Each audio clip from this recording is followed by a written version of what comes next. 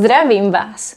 Today we will take a look at verbs that can cause panic among learners. I'm referring to the group of verbs that end in out in their infinitive form, out. I'll give you plenty of examples, so you will see that there is nothing to worry about. Jdeme na to! Ahoj, vítejte na mém kanále Czech by Zuzka, kde vám pomocí angličtiny vysvětluju českou gramatiku. Verbs with this ending are very common. I was curious about how frequent they are, and I went through the 500 most frequent verbs on the linguistic corpus, and I found 36 of such verbs. That is still quite a lot. We will take a look at these verbs in context. So I picked some of these 36 verbs that I found and I created sentences. I tried to put at least 2 of these verbs in one sentence and we will take a look at them together. Here is the sentence. Když to nestihneme do 5 minut, budeme muset schůzku natáhnout. There are 2 verbs that end in out in their infinitive form. Nestihneme, natáhnout. Let's focus on the first one. I will write the base form without the infinitive. Stihnout, to manage in time. Stihnout is a perfective verb, as the vast majority of these verbs is. That means they have a future or past, and we will take a look at how to conjugate them. So, first the future. As one of my students pointed out, when you have a verb ending in out at the end, out is out. So this ending will actually not be present in any of the conjugation. You can forget about out, it's out. Thanks, Brian, for that mnemotechnique, by the way. So stihnout will be conjugated as the 4th group verb. For example, such as jdu, já jdu, I am going, the same endings. Já stihnu, ty stihneš, ona stihne, my stihneme, vy stihnete, oni stihnou. To je všechno. Let's underline the endings. U, eš, eme, ete, ou. No out. So this is the future. If I say já stihnu, já to stihnu, it means I will manage in time. Now the past tense. For the past tense, we have to get rid of n as well. So this note all goes away and we are working with the base stih and we put the usual endings for the past tense. So that would be já stihl jsem, ty stihl si. Or of course we could also have the feminine form stihla jsem, stihla si, on stihl, ona stihla, my stihli jsme, stihli jste, oni stihli. Let's underline the endings l and jsem, l si, l la, li and jsme, li jste, li. And that's all. One interesting and also confusing thing is that the native Czechs would like to add an extra syllable for these masculine forms. So for these ones, masculine singular, they would like to say stihnul, stihnul jsem to, I managed it. It is not exactly wrong, but it's not the most proper Czech. If you were to write something important, you would not be using this form. But you will hear it because stihl jsem is a little bit more complicated. Or we could also drop the L, like I mentioned in one of my videos. Stih jsem to, I managed it. Or stihnul jsem to, which helps us pronounce it a little bit better.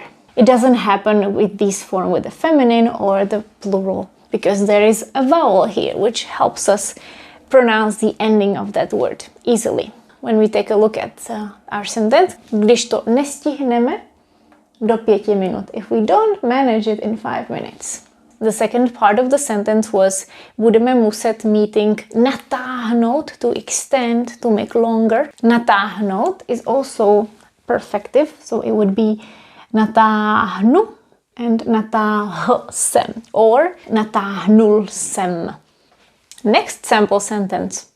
Nakonec to proběhlo bez problému a všechno dobře dopadlo. Proběhlo. I forgot to add the neuter form, or ono, which is very important too. Here it would be stihlo. Just like proběhlo, it went smoothly. Proběhlo to hladce. And the verb infinitive, can you guess? Proběhnout, proběhnout, proběhnout. Proběhnout also means to run through very, very quickly or pass quickly. So let's make the future tense with on. On proběhne. On proběhne, which would mean he will run through, or it could also be that something will pass, something masculine like festival. Festival proběhne v červenci. The festival will happen. It will take place in July. And what about past? How would you do oni? Oni, remember, in order to make the past tense, we have to take nout out. So, proběhli, proběhli. Oni proběhli. The other verb was všechno dopadlo. That was dopadnout. That's the infinitive. Dopadnout.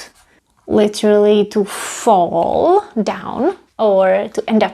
So the future is dopadlo. If you wanted to say it will go well, všechno dopadne.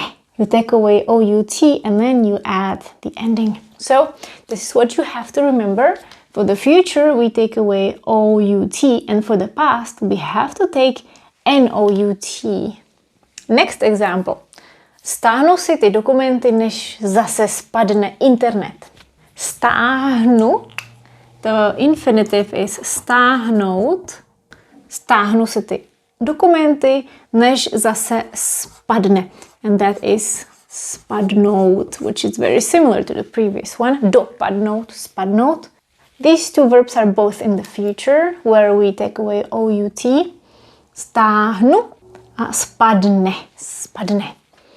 Všiml jsem si, že vznikly jisté problémy a proto jsem se rozhodl navrhnout řešení. Všiml jsem si, that is všimnout, všimnout si, to take notice, to notice something. Všiml jsem si. Remember, for the past tense, we have to take away N as well. So note, all of this goes out. Všiml jsem si, že vznikly. Vznikly is also one of those verbs. Vzniknout, to appear, to arise. Vzniknout, again, we have to take away note. Vznikly, here it would be spelled with Y because problém is masculine, inanimate. Vznikly jisté problémy a proto jsem se rozhodl. The verb is rozhodnout. Rozhodnout se, proto jsem se rozhodnout. Take away note and then we add L. Easy. Navrhnout is also one of those verbs, except here it's already in the infinitive.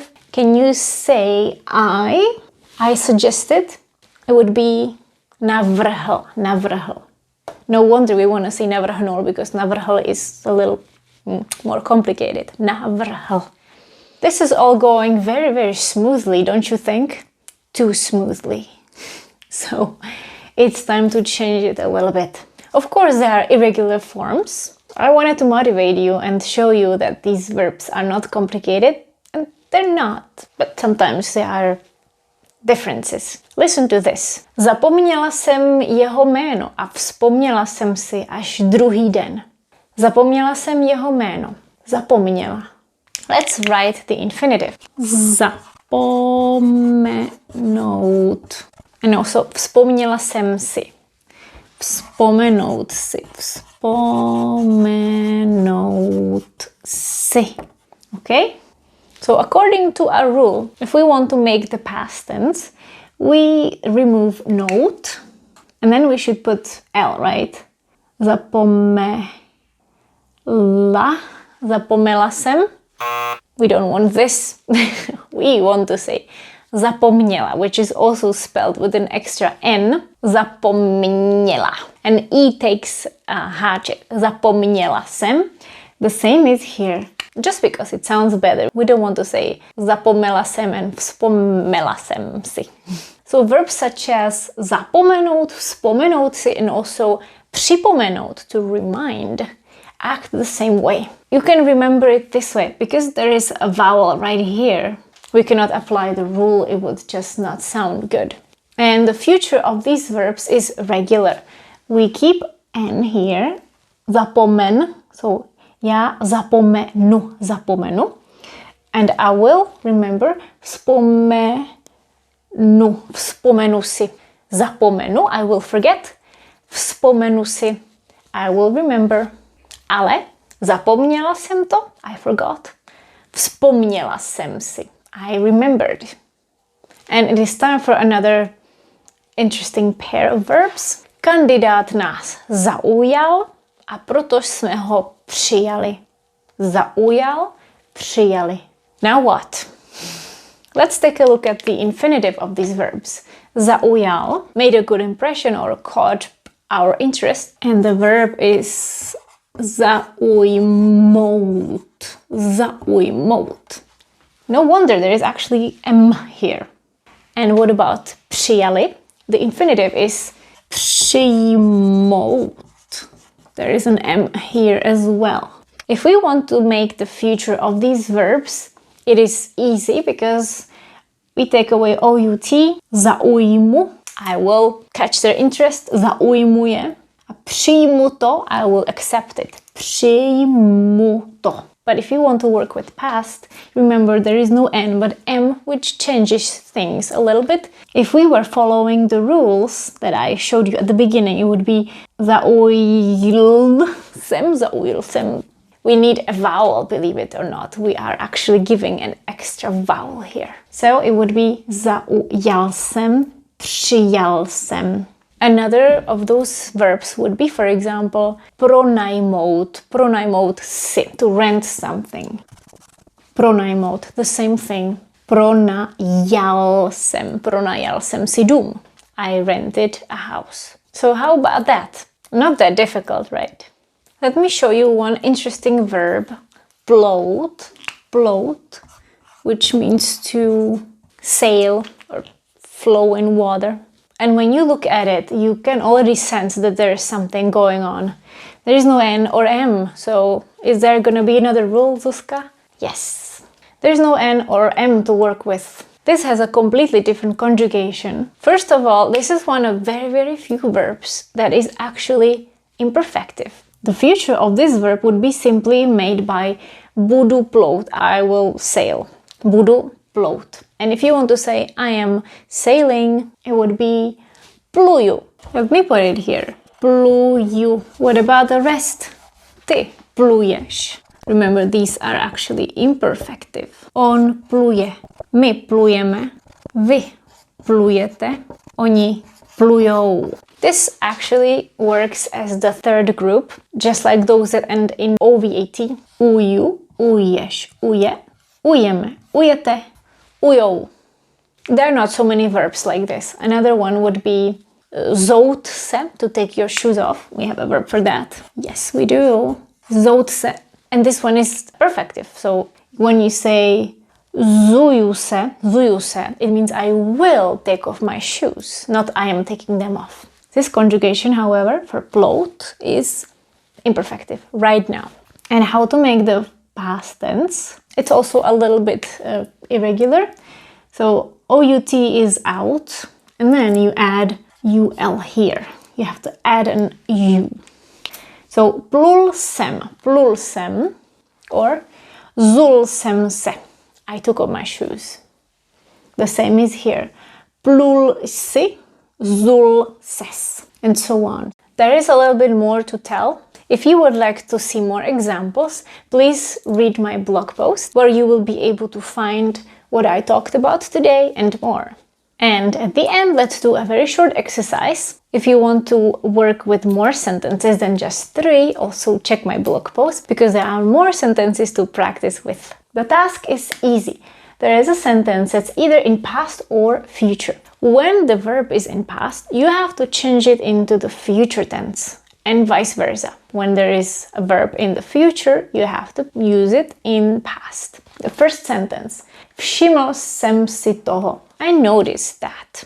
Všiml jsem. This is past tense, so we have to make it into the future. The verb is vzpomenout. As you might remember, we have to take away out, and then we add the ending, which would be všimnu, všimnu, všimnu si toho. One interesting thing to notice, všimnout si actually means the genitive case, so toho is in the genitive case, to take a notice of something.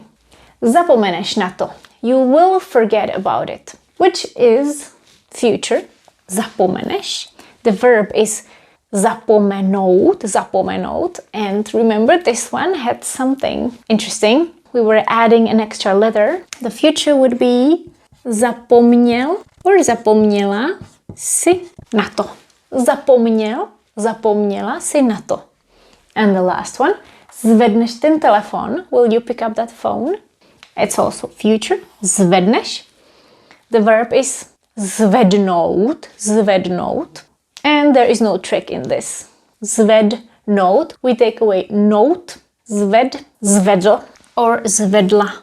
Zvedl si ten telefon, zvedla si ten telefon.